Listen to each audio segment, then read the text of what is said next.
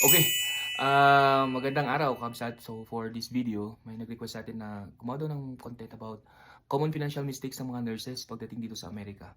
No, ano nga ba yung mga bagay na yun na dapat pwede sanang ma-prevent, no? Mhm. Number one is lifestyle upgrade pagdating pa lang dito sa Amerika agad. No, ano nga ba yung ibig sabihin nun? Lifestyle upgrade. So parang yung mentality na, right, nurse na ako dito sa US, so I can do whatever I want with my money. So nandiyan na yung wala pa mang savings pero magbibili na ng mga gamit na Hindi essential na mga bagay. oo, tama. O yung parang luxury, ganyan. Kailangan yung phone ko is iPhone 17 Pro Max na yung agad dapat. pinaka-latest. Uh-uh. That's one mistake na could make us financially parang Unstable. yeah. Mhm. Wala namang masama sa ako sa reward system, no? Reward yourself. Pero dapat may budget and in the right timing, no? O hindi pa rin, kahit na nasa US na tayo, wherever we are, no? Kahit nasa US na tayo, dollar ang sweldo, syempre dollar din ang spending. So we have to make sure na we live within our budget. We live within our means. Mhm. Okay. Importante yun. Okay, Para that's hindi tayo malunod sa utang. okay, that's the first one. Lifestyle upgrade agad pagdating dito sa Amerika. Number two is no emergency fund.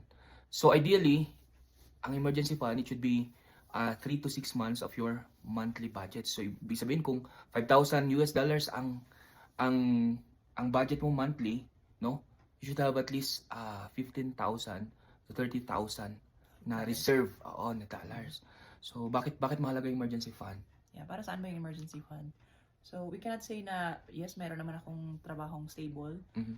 Nurse job dito sa US. Pero pagdating ng emergencies like na-aksidente ka, Mhm. halimbawa, hindi natin alam na, for example, yung facility na pinagtatrabahuan mo, na-lay off ka, which is, sana hindi naman, ano ba, sudden na relocation, kailangan mong lumipat, and other emergencies. So that emergency fund will be used sa mga bagay-bagay na ganun. Oo, hindi natin alam lalo na nasa Amerika tayo, no? So number three, okay, yung credit card swipe pero walang plan. Paano ba 'yon? So, kasi dito that is the advantage kasi puro card ang ginagamit, Oh, no? kahit wala Hindi kang cash. kasi physical cash na ito yung budget ko for foods ganyan, for clothing, no? So ang mangyari, swipe ng swipe. Very convenient kasi yung credit card dito kasi anywhere you go, from groceries to restaurants to services, ano lang, ganun lang, bayad ka na. So ang problema, yun nga, hindi mo na alam yung budget mo, you go out of budget na tut ka lang ng tut. Tapos kapag minimum lang yung binabayaran mo, no? Anong mangyari doon kapag minimum lang yung binabayaran mo?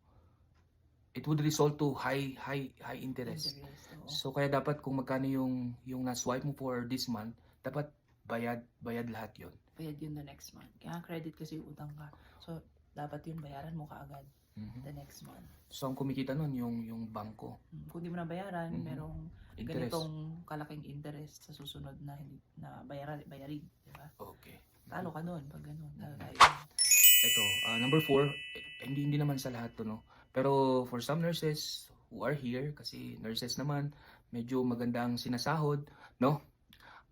Sending too much remittance to family back home. No? Too much. Oo. So, para kay mama, para kay papa, para sa pamangkin, para sa kapitbahay, para sa aso, para sa tanod.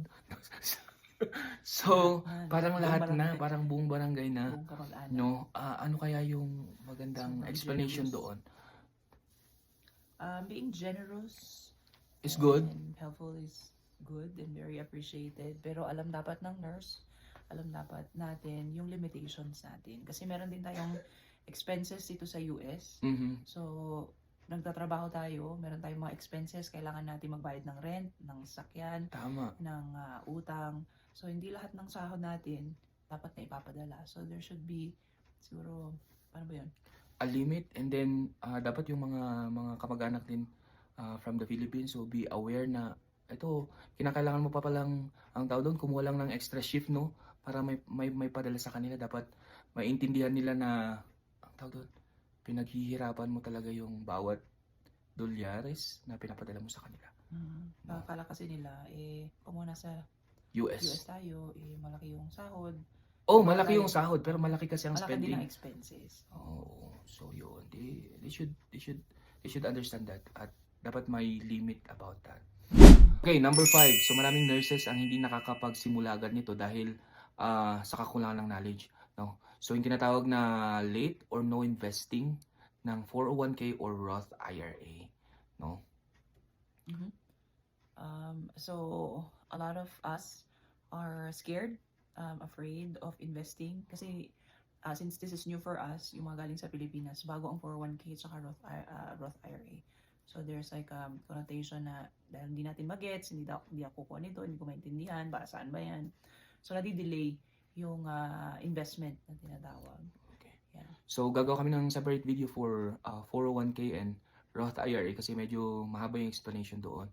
So we have started yung 401k, minax out namin yun dun sa certain percentage na merong match yung employer namin kasi free money kasi yun kapag hindi mo minax yung percentage na yun. And for the Roth IRA, no, after 3 months ng pagdating namin dito sa Amerika, no, we have started our Roth IRA kasi that is an individual retirement plan na makakatulong sa atin ng malaki, no, during our retirement. So, watch out for our next video kasi gagawa kami ng separate content kung paano ba nga ba sisimulan, no, from step by step yung Roth IRA.